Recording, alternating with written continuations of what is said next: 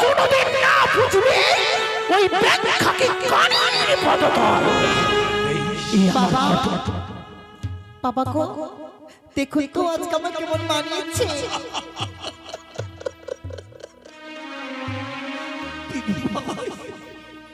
দাদু, দেখুন দাদু, কত শ্বশুর না মানিয়েছে আজকে আমার। ছয়টি ভাইকে হারিয়েছিল,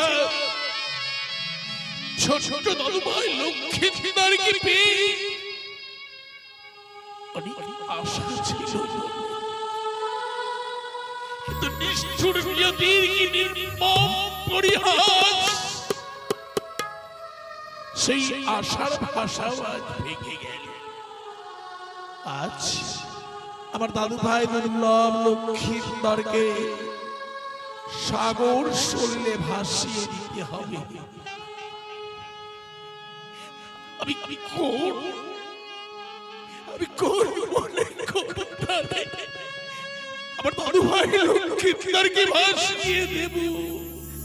মন্ত্রী কাকা, সাধারণ ভাষায় কি সর্বনাশ হয়ে গেল মন্ত্রী কাকা। এই বিশাল পৃথিবীতে আর কেউ একটি বাড়ির জন্য আমাকে পিতা পিতা বলে ডাকে, এমন আর কেউ। সাধারণ ভাষায় আমি আপনার চপচপক নগরে দীর্ঘদিন যাবৎ মন্ত্রিত্ব করে আসছি, আজ কোনদিন তো আপনার কাছে কিছু চাই, যদি হাত পেতে আপনার কোনো ভিক্ষে চাই, উক্ত ভিক্ষে কি আপনি দেবেন আমায়? এই আপনি কি বলছেন? আপনি আমার কাছে বলুন না মন্ত্রী কাকা, বলুন, আপনি তো আমার কাছে কোনোদিন কিছু চাইতে চান। আজ আমার মহা দুঃখের দিন, এই মহা দুঃখের দিনে আমি আপনাকে কি দিনে সান্ত্বনা দিতে পারবো?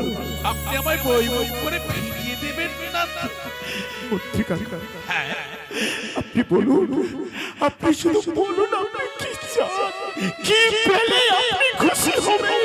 আমি নিজের জন্য কিছু চাই না, একবার তিনটি পুষ্পার্ঘ শঙ্কর তনয় পদ্মাবতী মামলা।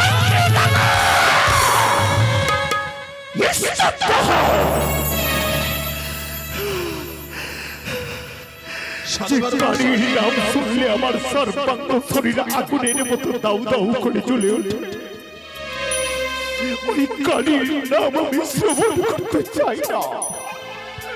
মন্ত্রী কাকা, বলুন, সবাই সবাই আমার চম্পলাই, সবাই আমার চম্পলার সবাই আমাকে বলেছিল যে আমি ওই মনসার পুজো দেব না,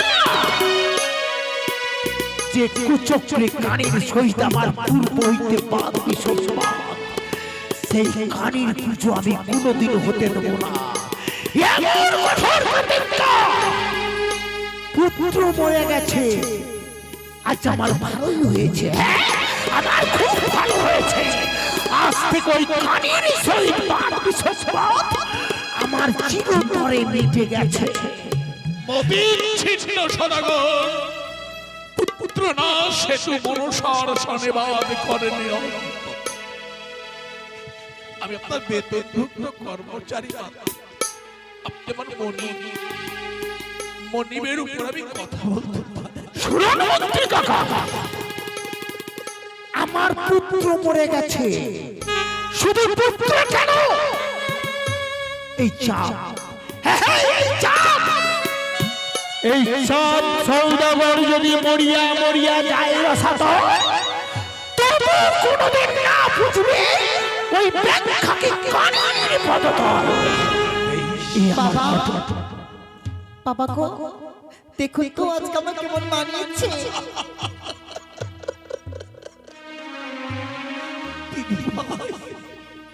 দাদু, দেখুন দাদু, কত শ্বশুর না মানিয়েছে আজকে আমার।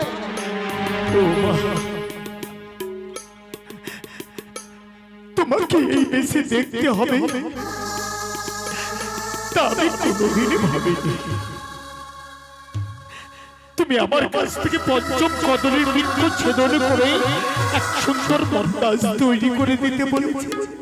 হ্যাঁ বাবা, দেখো বৌমা, দেখো শুধু তোমার জন্য, হ্যাঁ হ্যাঁ, শুধু তোমার অনুরোধে তোমার মন্ত্রী দাদুকে দিয়ে তোমার ইচ্ছে মতো কদলের বৃক্ষ ছেদন করে সুন্দর এক মন্দাজ তৈরি করে আমি ওই মন্দাজ ছাড়া আজ এক লৌহ শৃঙ্খলে বেঁধে রেখেছি। কেন বেঁধেছি জানো? কেন বাবা? তোমাকে পরীক্ষা করবার জন্য। পরীক্ষা? হ্যাঁ, পরীক্ষা। পরীক্ষা করবে আমায় বাবা? তোমার জানতে আমি তোমাকে অনেক পরীক্ষা করেছি, আজ আমি তোমাকে একটি শেষ পরীক্ষা করব। বেশ, যদি আমার পরীক্ষায় তুমি উত্তীর্ণ হতে পারো, আমি তোমায় জানবো যে তুমি আমার মৃত স্বামীর মৃত সন্তানের প্রাণ ফিরে পাবে। শোনো বৌমা, কদলের মন্দাজ ওঠে, যদি তুমি কদলের মন্দাজ লৌহ শৃঙ্খল ছিন্ন করে ওই উজানিয়ার পথে ফেলে দিয়ে যেতে পারো, তবেই আমি জানবো যে তুমি আমার মৃত সন্তানের প্রাণ ফেরাতে পারবে। আর যদি তা না পারো, একটি কথা মনে রেখো বৌমা, শত চেষ্টা করো তুমি আর কোনোদিন আমার লক্ষ্মীর প্রাণ ফেরাতে পারবে। বেশ বাবা, দাদু তুলে দিয়ে নামাই সে কদলের বৃক্ষের ভেলা। দাঁড়ান মন্ত্রী কাকা, তার আগে তুমি আমায় বলে দাও তো বৌমা, তুমি যে আমার মৃত সন্তানকে নিয়ে সাগরের জলে ভাসতে ভাসতে দেবতা নগরে যাবে, আমি তা কি করে বুঝতে পারবো যে তুমি দেবতা নগরে গিয়েছো, যে তুমি তোমার মৃত স্বামীর প্রাণ ফিরে পেয়েছো, যে তুমি আমার মৃত সন্তানকে নিয়ে আবার ফিরে এসেছো? বেশ বাবা, ওই চাচা দেখছেন মহেশ্বরের ঘর, ঘটনার মাঝে অঞ্চিত করলাম আমি ময়ূর। এই ময়ূর ঘরে যেদিন মুছে যাবে সেদিন গিয়েছি আমি দেবপুর।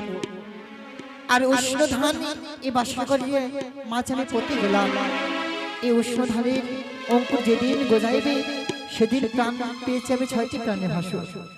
এই বাসনের রুটিখানি জ্বালিয়ে গেলাম নিজের হাতে। যেদিন বাসনের রুটি বেড়ে যাবে সেদিন ফিরে পেয়েছি আমি প্রাণ পথে প্রাণ দান। আর নিজের হাতে লাগিয়ে গেলাম এই বাসনের ঘরের কাপাট। যেদিন আমি সকল কিছু নিয়ে ফিরে আসবো গন্ডিকের ঘাটে, এই লোহার কাপাট খানি নিজেই খুলে যাবে বাবা। অবাক দৃশ্য মন্ত্রী কাকা, এ কি করে সম্ভব? উষ্ণ ধান কোনদিন অঙ্কুর হয়? অঙ্কিত ময়ূর কখনো উড়ে যেতে পারে? লৌহ কপাট নিজে থেকেই কখনো খুলতে পারে? আমার কি মনে হয় জানেন, তিনি ভাইয়ের যখন এতটাই মনের চোট, মনে পড়ে সেদিন যে লৌহ কলায় সেদ্ধ করেছিল, যে কন্যা হাসতে হাসতে লৌহ কলায় সেদ্ধ করতে পারে, হয়তো হয়তো দেবতার বরপ্রাপ্ত। জানি না মন্ত্রী কাকা, জানি না বৌমা এই অসাধ্যকে সাধন করতে পারবে কিনা, কিন্তু তাকে যখন ভাসিয়ে দিতে এসেছি তাহলে তাকে তো ভাসাতে হবে। নিয়ে আসেন কদলির মন্দাজ। যাও বৌমা, কদলির মন্দাজে গিয়ে উঠে বসো।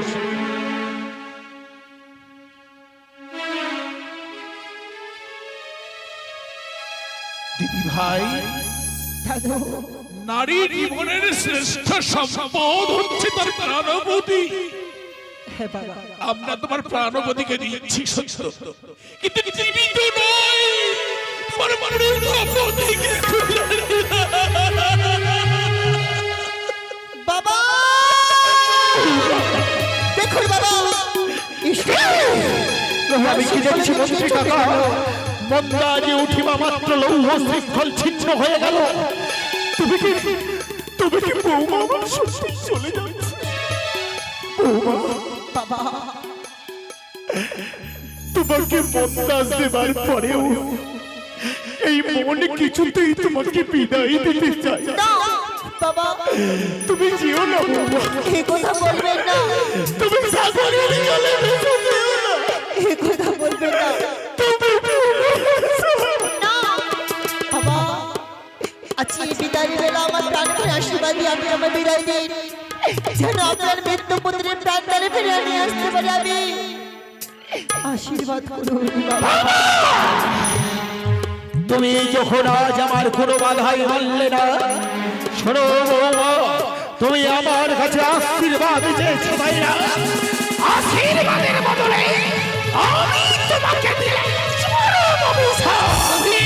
যাও, মৃত মানুষ নিয়ে জমিরা খেলা করে, আর আজ যখন তুমি মৃত মানুষ নিয়ে খেলতে যাচ্ছ, সত্যই যদি কোনোদিন দেশে ফিরে এসো, তাহলে তোমাকে তোমারই বেশ ধারণ করতে হবে। বেশ বাবা, এই আপনার অভিশাপ আমি মস্তকে প্রদান করলাম। যেদিন আসবো আমার পুত্রের প্রাণ দানে ফিরে আমি এই গন্ডিকার ঘাটে, সেদিন আপনার ঘরে যাবো আমি ডমডমনির বেশে। বাবা, এ তুমি কি করলে বৌমা? এ তুমি কি করলে?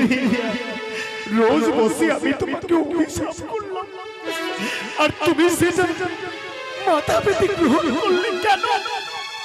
বাবা গো, আপনি যে আমার দেবতা, আপনি যে আমার ভগবান, পিতা হয় যে ভগবানের তুল্য। মা জগতে আমার শিখিয়েছেন যদি বড় মানুষের কোনো অভিশাপ দেয়, তিনার অভিশাপ পালন করতে হয় অক্ষরে অক্ষরে। তাই তো আপনার অভিশাপ আমি পালন করবো বাবা। তুমি ধন্য বৌমা। বিদায় দাদু, বিদায় বাবা। বিদায় করতে নেই দিদি ভাই, বলো আসি। শ্বশুরি বাবা গো,